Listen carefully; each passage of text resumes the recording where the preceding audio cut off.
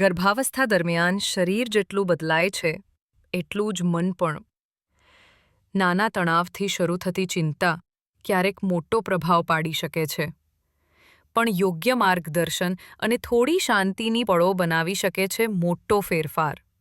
Breathing exercises, positive affirmations, mind relaxation જેવી કસરતો મનને આપે શાંતિ અને આત્મવિશ્વાસ, કારણ કે શાંત મન એટલે સ્વસ્થ માં અને ખુશ બાળક.